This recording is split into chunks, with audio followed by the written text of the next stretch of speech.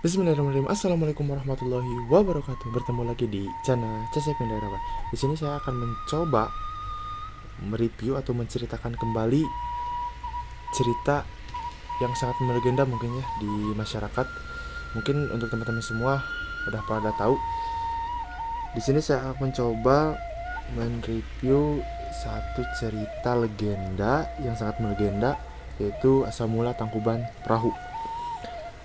Awal mulanya itu dari ada dua orang, Dewa dan Dewi. Mereka itu dikutuk atau bukan dikutuk, mereka melakukan kesalahan sewaktu di Sang Hyang atau di kerajaan. Mereka melakukan kesalahan sehingga mereka mendapatkan hukuman. Mereka diturunkan ke bumi dan mereka dikutuk. Sedangkan Dewa menjadi anjing yang diberi nama Tumang, dan Dewi menjadi babi hutan atau celeng, bisa disebut Wayung Yang. Mereka dihukum untuk berbuat kebaikan selama di dunia. Nah, sedangkan untuk Dewi yang dikutuk menjadi seekor babi, dia harus membuat kebaikan dengan cara melakukan hal-hal baik selama di hutan. Sedangkan Dewa yang dikutuk menjadi anjing, yaitu anjing Tumang, dia melakukan kebaikannya itu mengabdi kepada seorang raja, menjadi anjing pemburu yang nama raja itu adalah Sumbing Purbankara.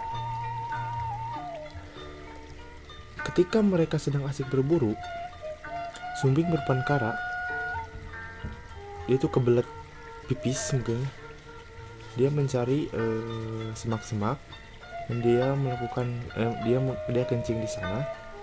Tapi jadi si air kencingnya itu tertampung di satu batok kelapa. Nah, tanpa disengaja, ketika Raja Purbankara itu sudah kencing, Dewi Wayung Yang dikutuk jadi babi hutan itu atau celeng, dia meminum air kencing dari sang raja tersebut. Jalan beberapa waktu sehingga babi hutan tersebut atau Wayung Yang tersebut hamil, mengandung anak dari Raja Sumbing Purbankara. Beberapa hari, Sumbing Purbankara itu mengandung anak dari Sumbing Purbankara. Dan si Dewi tersebut, Wayung Yang, itu melahirkan anak dari Sumbing Purbankara, yang hasil Dewi meminum air kencing dari sang raja. Si bayi tersebut lahir. Pada suatu ketika sang raja berburu kembali ditemani dengan anjing Tumang. Berburu kembali, sedang asik-asiknya berburu, sang raja mendengar suara tangisan dari bayi. Sang raja mencoba melihat mencari asal mula tangisan tersebut muncul, dan ketemulah ada bayi yang paras cantik sedang tangis. Melihat parasnya wajahnya yang cantik, rambutnya yang sangat bagus, Raja Purbankara berniat atau mengambil untuk mengurus bayi tersebut. Padahal kan bayi tersebut itu kan anak dari Raja Sumbing Purbankara. Tapi Raja Sumbing Purbankara itu tidak mengetahui, dan dibawalah anak tersebut atau si bayi tersebut ke kerajaan.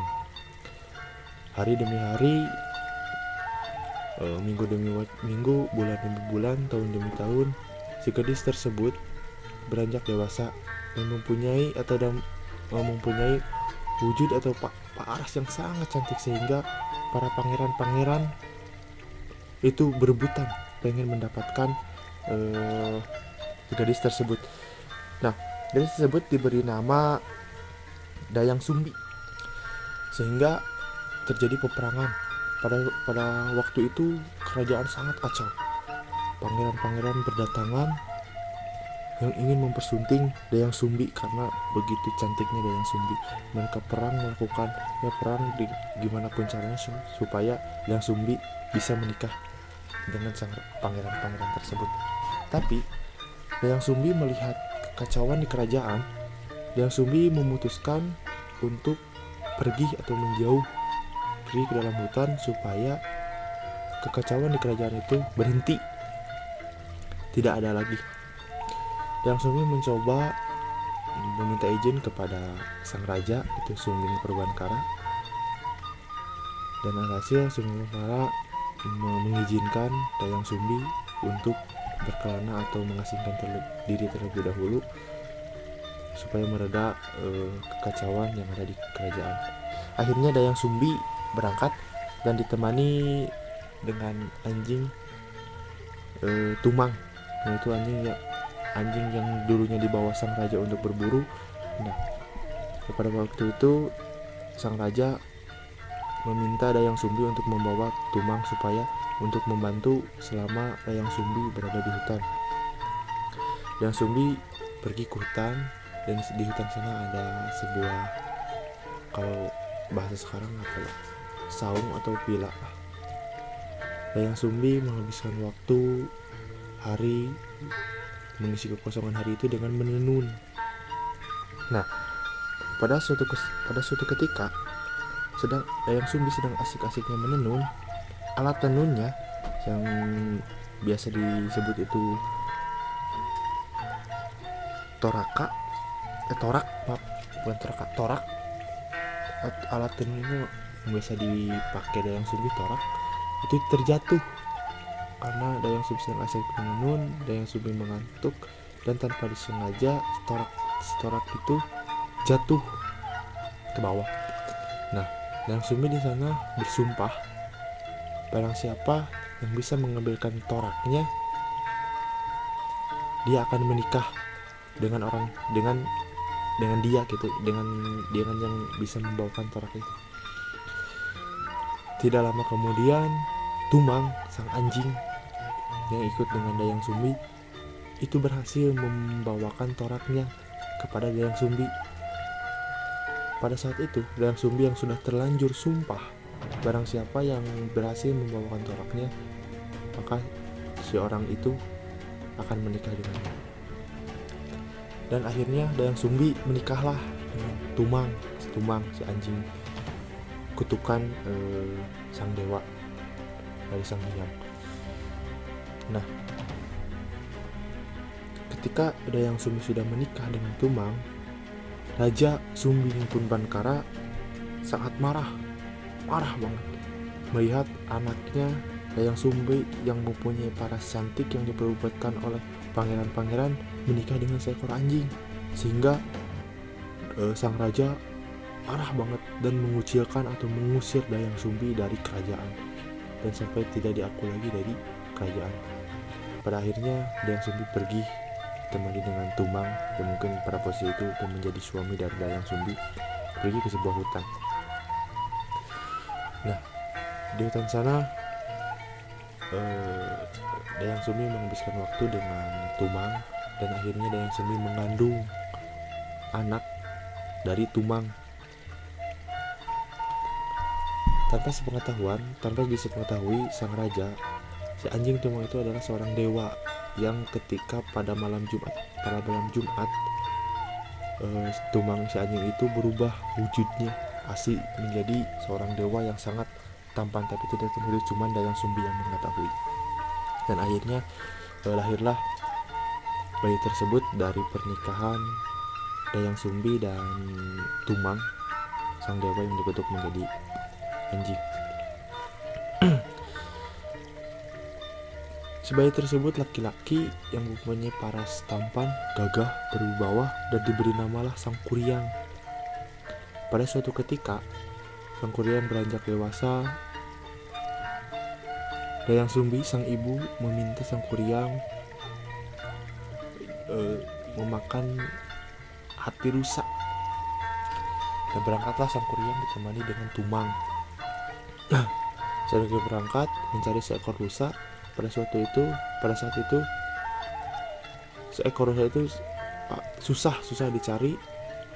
Dan ketika sang kuryang lagi asik mencari rusa untuk ibundanya, sang kuryang melihat ada seekor babi, yaitu Wayungyang. Babi tersebut adalah seorang dewi yang dikutuk menjadi babi hutan, yang diberi nama Wayungyang. Sang kuryang memerintah Tumang agar menangkap babi itu, tapi Tumang tidak mau. Tumang malah duduk diam karena Tumang tahu babi itu adalah dewi yang dikutuk menjadi babi hutan. Sang kuryang marah dan tanpa disengaja sang kuryang maksud dari sang kuryang itu untuk menakut-nakuti Tumang. Sang Tumang mau diperintah untuk menangkap babi itu. Sang kuryang menggunakan busur panahnya. Tanpa disengaja si anak panah tersebut menusuk ke badan Tumang, dan tanpa disengaja sang kuryang jadi sana merasa sakit hati mungkin ya, karena tidak sengaja, kan tadinya cuma bersandang tapi kelepasan. Dari sana sang kuryang sangat bingung, sedangkan ibundanya Dayang Sumbi ingin memakan daging rusa.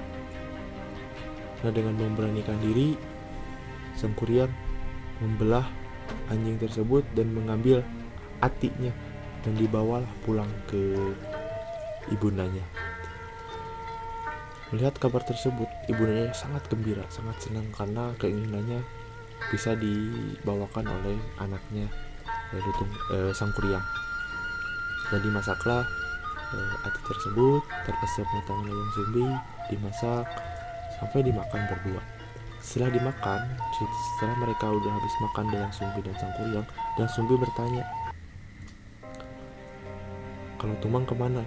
Kalau bahasa sekarang. Dan akhirnya sang kuryang jujur berbicara kepada ibundanya bahwa hati yang dimakan Dayang Sumbi itu adalah hati anjing. Si anjing tersebut adalah anjing Tumang. Nah, di sana Dayang Sumbi yang sangat marah karena sang kuryang telah membunuh ayah kandungnya sendiri. Dayang Sumbi murka sekali. Dan akhirnya Dayang Sumbi mengusir sang kuryang dari tempatnya karena kemarahan sang kuryang. Dan akhirnya sang kuryang, Dayang Sumbi sangat murka. Dayang Sumbi mengambil centong nasi dan memukulnya sangat keras kepada kepala sang kuryang, sehingga sang kuryang luka parah dan berceceran darah. Sang kuryang lari pada ibundanya, dan pada akhirnya ibundanya merasa bersalah karena dari kecil selama di hutan yang menemaninya hidup adalah sang kuryang. Dan akhirnya untuk menenangkan hati Dayang Sumbi pergi bertapa di sebuah goa hutan. Hari demi hari, bulan demi bulan, tahun demi tahun, sang kuryang beranjak dewasa. Sang kuryang berguru di guru-guru yang memberikannya ilmu, sehingga sang kuryang menjadi orang yang sakti, pintar memanah, berwibawa, dan mempunyai paras yang tampan. Sedangkan Dayang Sumbi yang bertapa, jadi pertapaan Dayang Sumbi itu supaya mengawetkan umur wajah. Jadi mau berapa tahun pun umur Dayang Sumbi tetap mempunyai paras yang cantik seperti gadis. Nah, pada suatu ketika sang kuryang, selama perjalanan sang kuryang mengalahkan berbagai iblis, makhluk halus, sehingga sang kuryang dijuluki menjadi raja dari makhluk-makhluk halus tersebut. Kalau biasa disebut itu kuryang. Nah, suatu ketika sang kuryang bertemu dengan Dayang Sumbi. Sang kuryang terpesona karena melihat paras yang sangat cantik dari Dayang Sumbi, dan Dayang Sumbi juga tertarik terpesona dengan paras tampan dari sang kuryang, sehingga akhirnya mereka berpacaran kalau bahasa sekarang. Nah, pada suatu ketika sang kuryang berniat ingin menikah dengan Dayang Sumbi. Sang kuryang yang duduk di pangkuan Dayang Sumbi, dan Dayang Sumbi sedang asiknya sambil merapikan rambutnya, menyisir nyiaran gitu bahasa ini, menyisir rambutnya. Dan pada saat itu ketika Dayang Sumbi sedang membereskan rambut dan menyikat rambut dari sang kuryang, Dayang Sumbi melihat ada luka yang sangat besar. Dayang Sumbi bingung dan mengingat, dan Dayang Sumbi sambil perlahan-perlahan melihat wajah dari sang kuryang, dan ternyata sang kuryang itu adalah anaknya Dayang Sumbi. Dan dijelaskanlah dari Dayang Sumbi kepada sang kuryang bahwa sang kuryang itu adalah anaknya dan Dayang Sumbi itu adalah ibunya. Tapi sang kuryang sudah kehilangan akal dan tetap bersikukuh dia ingin menikah kepada Dayang Sumbi. Dan akhirnya gimana pun caranya Dayang Sumbi memikirkan gimana caranya supaya pernikahan itu tidak terjadi. Dayang Sumbi meminta kepada sang kuryang dia membuatkan perahu berserta danaunya. Tanpa pemikiran Dayang Sumbi, sang kuryang tidak akan mungkin bisa melakukan permintaan membuat danau beserta perahunya dalam waktu 1 malam. Tapi sang kuryang mengiyakan, dan akhirnya sang kuryang mulai menggali tanah dan dibuatkannya pulau. Udah jadi tengah malam, danau udah terjadi, jadi tinggal perahunya. Nah, pada malam itu Dayang Sumbi melihat bahwa yakin kalau sang kuryang bisa memenuhi permintaannya. Dayang Sumbi bingung gimana caranya menggagalkan usaha dari sang kuryang. Dan akhirnya sang kuryang memanggil guryang tersebut, makhluk-makhluk tersebut, untuk membantunya supaya pengerjaannya tetap beres membuatkan perahu. Dan akhirnya para makhluk itu datang dan membantu sang kuryang sekitar 99% menuju berhasil. Dayang Sumbi bingung, dan Sumbi meletakkan kain tenun-tenunannya dan berdoa kepada Sang Hyang Tunggal supaya diberi pertolongan supaya digagalkan dari usaha dari sang kuryang. Dan akhirnya dikabullah doa dari Dayang Sumbi, dan dari kain-kain tenun yang ditenun oleh Dayang Sumbi itu bermunculan cahaya yang sangat cerah, sehingga para ayam-ayam jantan di kampung seberang mengira bahwa itu adalah matahari yang terbit. Dan ayam jantan itu berkokok, dan kata guryang, jadi anggapan guryang itu ayam berkokok itu udah mau pagi, sehingga para makhluk itu pergi bubar dan masuk ke dalam tanah.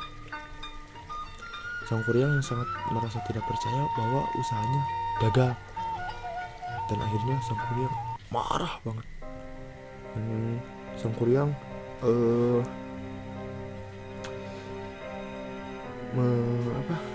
sumbat yang dibuatnya untuk membendung sungai Citarum dibuang ke arah timur dan menjadi Gunung Malanjang dengan gambaran sang kuryang. Danau Talaga Bandung yang dibuatnya kemudian airnya itu menyurut. Dengan kemarahan sang kuryang, dengan sekali tendangan, perahu yang dibuatnya itu yang hampir sedikit jadi itu terkelungkup dan seketika berubah menjadi tangkuban perahu. Dengan kemarahan sang kuryang itu mengejar Dayang Sumbi. Dayang Sumbi berlari. Dengan selagi berlari, Dayang Sumbi itu memohon, berdoa kepada Sang Hyang Tunggal agar diberi pertolongan supaya sang kuryang tidak berhasil mengejar Dayang Sumbi. Dan akhirnya Dayang Sumbi berubah menjadi sekuntum bunga jaksi, dan sang kuryang terus berlari mencari Dayang Sumbi. Dan akhirnya sang kuryang tersesat dan masuk di alam gaib. Nah, mungkin segitu buat teman-teman semua cerita dari